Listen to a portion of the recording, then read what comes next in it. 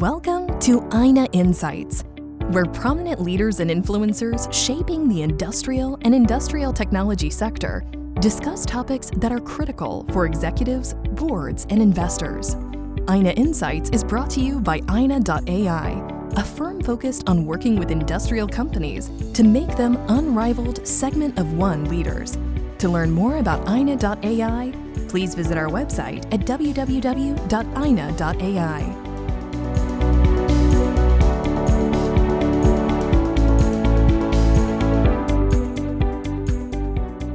Good morning. Welcome to another episode of our Titanium Economy podcast series hosted by Ayna.AI. Our guest today is Sara O'Rourke, Chief of Staff and Head of Operations for the CHIPS Investment Office. Over the last year, she designed and now leads end-to-end investment process across 100 plus deals and 150 employees.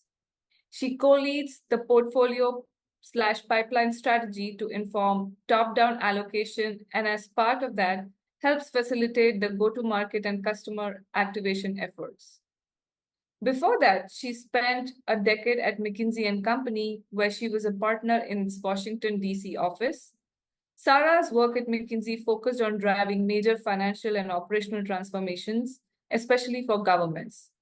She was co-founder of McKinsey's Reinvesting in America initiative, which helps governments and businesses drive transformative change by leveraging major federal investments in infrastructure, clean energy, and technology. She also led McKinsey's work in improving women's leadership in the public and social sectors. Sara holds a bachelor's degree in social studies from Harvard College and a master's degree in international affairs and finance from the Johns Hopkins School of Advanced International Studies. Sara, welcome to our podcast, and we are very excited to have you here with us today and looking forward to talking all about the great work you're doing in the Commerce Department. Thank you for having me. Awesome. So to get started, Sara, could you tell us a little bit more about the CHIPS and the Science Act? Totally, yes, of course. As many of your audience members probably already know, semiconductors or chips are tiny electronic devices that are integral to America's economic and national security. These devices power tools as simple as a light switch and as complex as a fighter jet or a smartphone. They power our consumer electronics, automobiles, data centers, critical infrastructure, AI, and virtually all military systems. And they're also essential to building blocks of technologies that will shape the future. And while we, the US, remain a global leader in semiconductor design and research and development, which are kind of the early parts of the value chain, we have fallen behind in manufacturing. And at this point, we account for only 10% of global commercial production. Today, none of the advanced logic and memory chips, the chips that power PCs, smartphones, and supercomputers, are manufactured at commercial scale in the US. And advanced packaging, which is the next horizon of semiconductor innovation, currently all takes place outside of the US. In addition, many elements of the semiconductor supply chain, chemicals, gases, equipment, are geographically concentrated, leaving them vulnerable to disruption, which many of us faced in the COVID pandemic. And that's why we, the US, passed the CHIPS and Science Act of 2022 into law. This provides our Department of Commerce, which is where I work, with over $50 billion for a suite of programs to strengthen and revitalize the US position in semiconductor research, development, and manufacturing. So when the CHIPS Act passed in August of 2022, so we're about to hit our second year anniversary of the CHIPS Act in August, there was no real program to catch the money. There were 0 employees, there wasn't an operation, there were no processes, there was no strategy. So since then, we've not only built a program of over 200 employees, but we have allocated over 30 billion of the 39 billion in CHIPS incentive funding. Got it. That's very helpful, Sara, and very good explanation. So you've been part of the administration now for slightly more than a year, right? And also have advised federal investment programs for nearly a decade. How do you see the government's approach to these programs change or develop in that time frame? Yeah, I think when you talk about federal investment, programs, I think this is where the CHIPS program really stands out in terms of its innovative and different approach to government investment. It's very different than what you would see from a typical procurement or grant process. There were a couple of distinctions that I would make here, including the team we've built, the way we interact with applicants in the ecosystem, the way we evaluate applicants, and the nature of how our funding is structured. So first is the team we have assembled. So given we're giving money out to sophisticated companies, some of the largest companies in the US, we wanted a team that could go toe-to-toe in those commercial negotiations. So we've recruited over 40 people from the private sector, from investment banks, private equity funds, the semiconductor industry, consulting firms. And we structure these people in deal teams, which is similar to how a PE firm would function, and pair them with policy experts who are experts on a range of topics from semiconductors to national security to workforce and environment. And by bringing together folks with true commercial expertise and those who understand the policy outcomes, we're able to negotiate effectively with applicants and get a good deal while also ensuring we're meeting our policy goals. The second is how we interact with applicants. So a typical grant program might just kind of say, here's when your applications are due, send us in. Okay, we'll look at them for a couple months and then we'll send out a decision. We are incredibly hands-on and we engage early and often with our applicants. So one is we have a deal team for each applicant. We see one of our core jobs is providing feedback to applicants on their project. So we have a pre-application that applicants could fill out to get early feedback from us. And often our feedback to them is dream bigger, build more, build quicker, or bring more private capital to the table and rely less on the government. And so we really see ourselves as catalyzing private capital and helping our applicants dream bigger. And this has really created a dynamic, iterative set of negotiations that leads to better projects. And on this kind of private capital point, we also see ourselves as just one slice of the financing pie. We're not funding 80% of CapEx. We're really largely funding 5 to 15% of CapEx. And we're telling our applicants, go get the rest from private capital. And we see ourselves as really complementary. And as a result, we're always engaging with investors, so public and private investors in the semiconductor ecosystem. We're engaging with major customers, so that's autos, industrials, hyperscalers, fabless companies, to really make sure that we're all on the same page in terms of onshoring manufacturing, and we're all putting money towards the problem. And then finally, in terms of how we evaluate applications. So we don't really have a check the box evaluation process. We have a very robust commercial diligence process where we're primarily looking at commercial returns, and we're looking at the entire life of the project. We're pressure testing assumptions. We're asking for detailed financials, and we are building our own assumptions as well. And we're looking at, look, first and foremost, what contribution can you make to economic and national security? Let's then look at the returns, look at what the sizing is. And then once we actually allocate funding, we're not just giving a huge, we're not just giving a huge sum of money up front. We are doing milestone-based funding. So we want to see actual operational milestones. So whether that's your clean room being constructed, your first wafer out, your at-scale production, and we chunk out the money accordingly.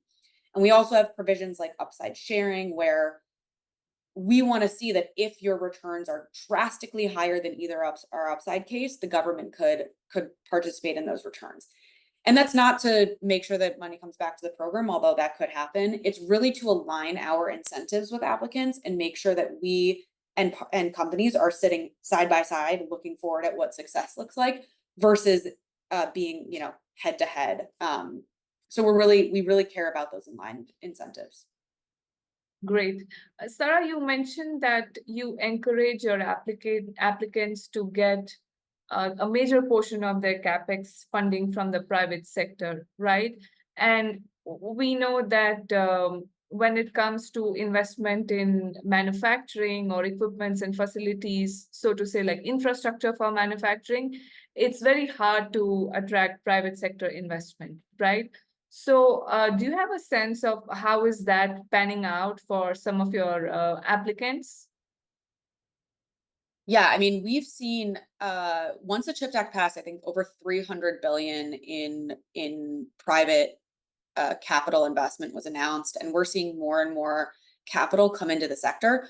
Part of it, honestly, was just investors were unfamiliar with where the pockets of opportunity were in the value chain. And a lot of our job is educating them on what is the CHIPS Act, what are the various parts of the semiconductor value chain, why should you be excited, et cetera. You've also seen some of these major deals now announced with the likes of the Intels of the world. The Brookfield Intel deal is a good example of private investors now really seeing how to structure deals in the space. And so that's one of the things that we're most excited about is the way that CHIPS has activated a new interest and a new wave of investment in the space. That's great. So Sara, you mentioned that we are seeing some of these big deals hit headlines, right? You mentioned the Intel and the Brookfield deal. So just taking a step back here, because you're also working on multiple fronts across the entire semiconductor supply chain, right? So could you also tell us a little bit more about some of the other real groundwork that you are also doing that's not making headlines? Yes. So as I've mentioned, we've announced 10 preliminary memorandums of terms, which is worth roughly 30 billion in funding. This includes funds for the leading edge companies. So that's Micron, Intel, TSMC, Samsung, which is 4 out of the 5 leading edge firms in the world. Separately, you will have seen that SK Hynix announced an investment in the United States a while back for advanced packaging. But we've also invested in some current and mature companies, which includes Global Foundries, BAE, Polar, and Microchip, which serve auto and defense capabilities, as well as Lipsolix, which is an innovative new glass substrate for advanced packaging and one of our first supply chain announcements. For those deals, our team are hard at work finishing the due diligence process, environmental regulatory processes, and eventually distributing final awards. We'll have a lot more PMTs coming out very soon in the months ahead for current and mature companies, both as well as advanced packaging projects and suppliers. And we are going to attempt to have a significant impact upstream on the semiconductor ecosystem. That's the CPO, the CHIPS Program Office incentive side.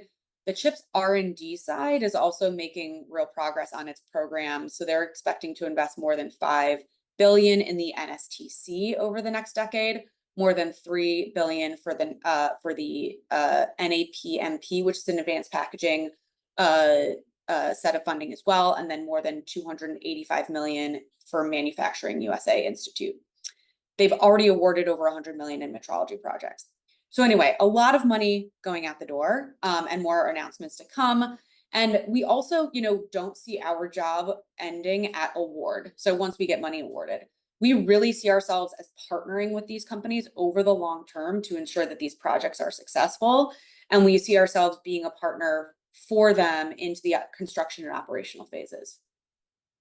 It's very exciting to hear about all of the investments, especially because we are rooting here for titanium economy, the manufacturing sector. Great. So, Sara, you mentioned that since your job doesn't end at just awarding the investment, you really partner with with the companies. And also, a few minutes ago, you mentioned that you have milestones-based investments, right?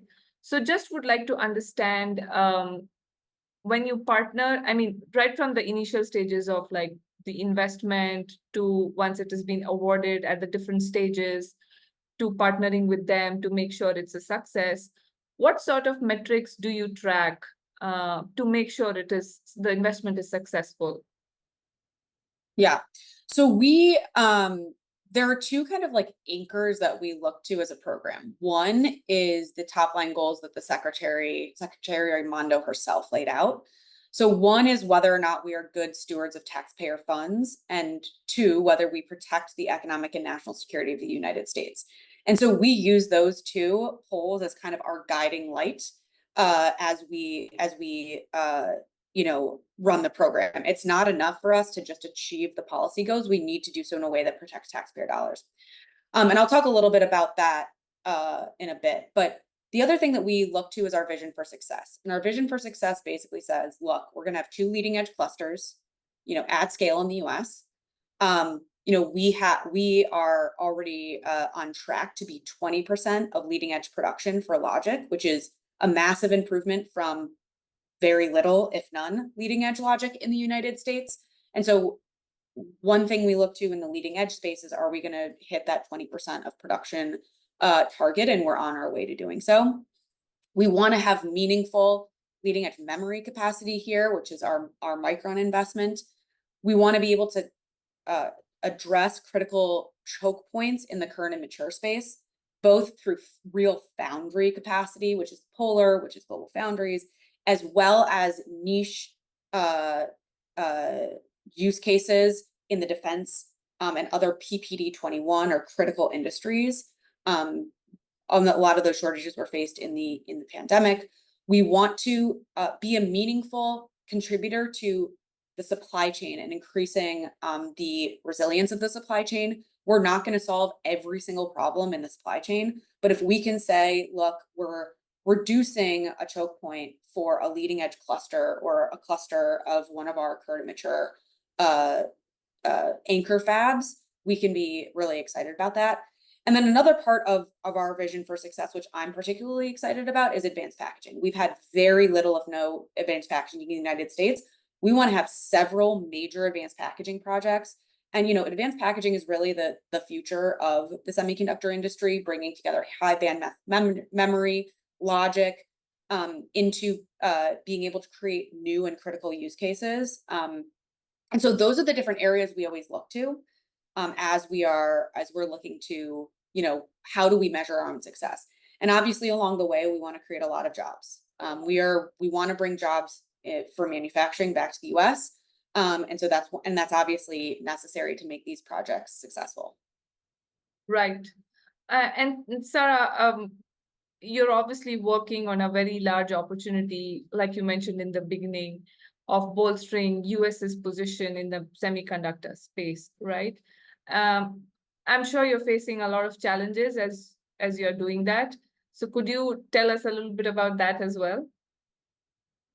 The challenges, yes. I mean, one challenge that you may have heard of that we in a number of programs face is the environmental regulations for fabs around the country.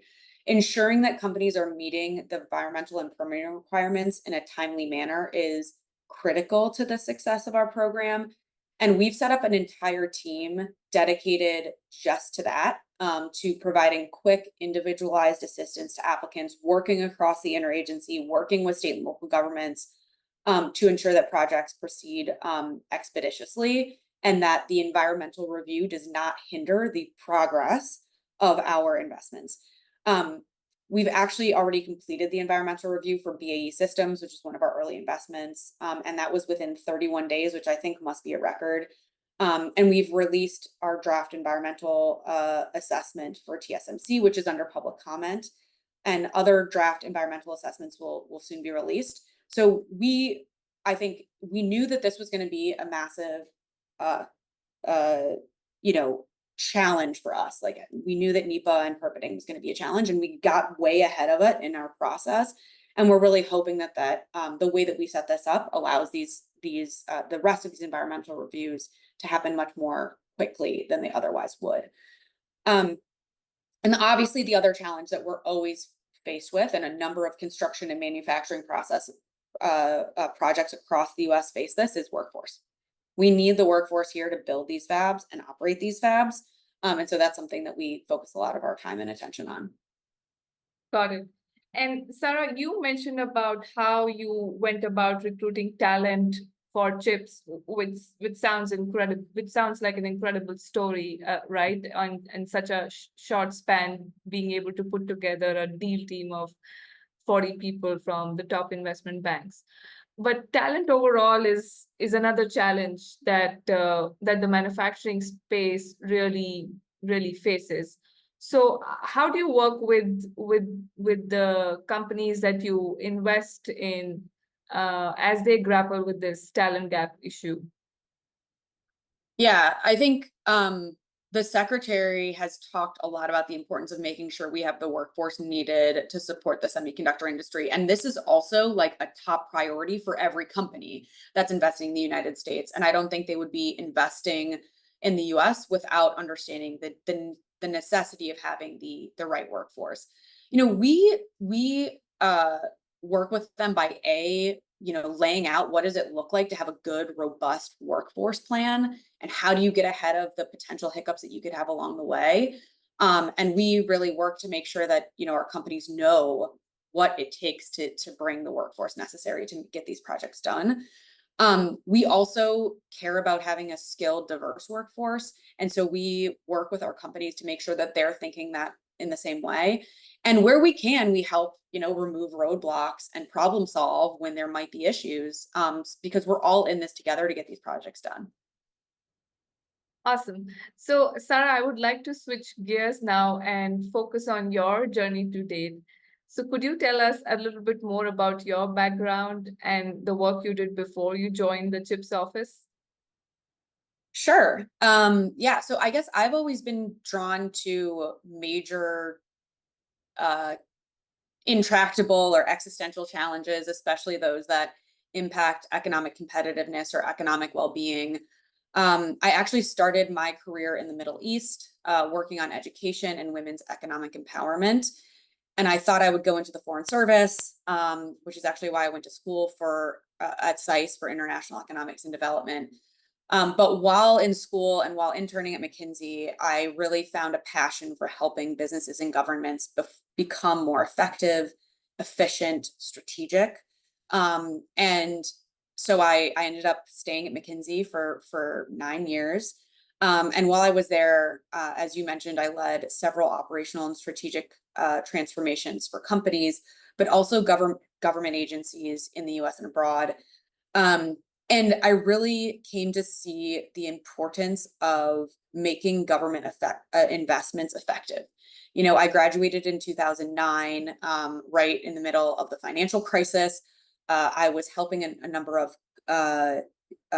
state governments in the course of COVID with a number of the programs, the funding programs that went out. And so when some of these major funding these bills were announced by the administration, CHIPS, IRA, BIL. I was really focused on ensuring that governments and also the private sector knew how to make these investments work for the American economy.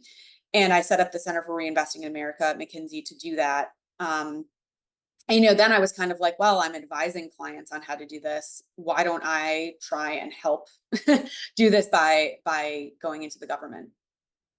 Got it.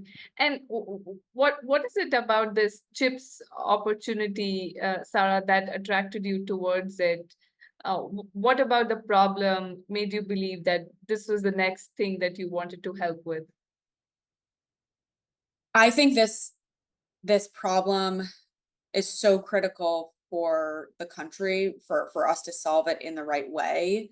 And it also brings together so many of my different interests and passions. So one, as we discussed at the top, semiconductors power all of the US economy and are really the foundation of a lot of the modern US economy. If you read Chip War by Chris Miller, you'll see that Silicon Valley and our whole modern economy was really founded on major investments, by the way, by the government, NASA, DoD, in the semiconductor industry and really American innovation. And that is what got us here. And obviously now it's a story of us losing a lot of that capacity. And so I felt really motivated by the problem set of let's recapture that American competitiveness.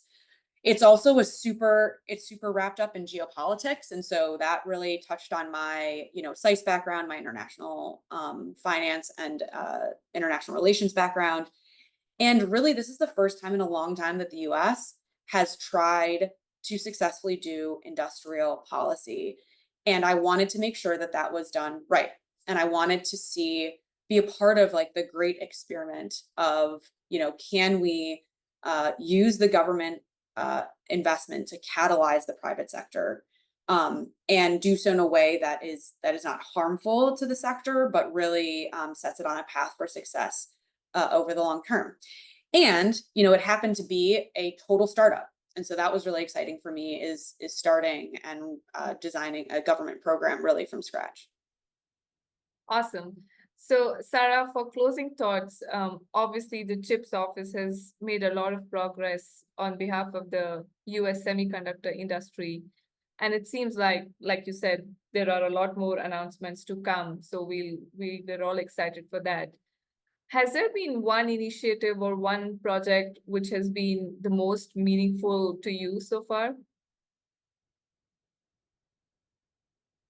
That is a really great question. There have been there's a lot of parts of this job that are meaningful.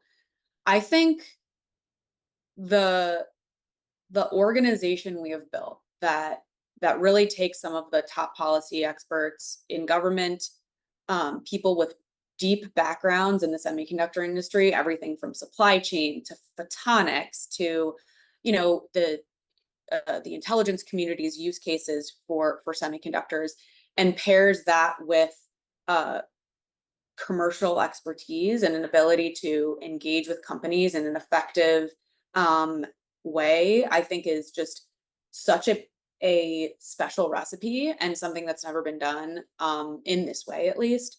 And so building that organization and the culture and the bringing all of that together to achieve outcomes has been really meaningful and also not easy. And so that's probably one of the things that has been most meaningful to me about the job. Awesome. Thank you so much, Sara. It was really great to have you with us today. And thank you for sharing your insights on chips and the US semiconductor industry. Thank you so much for having me.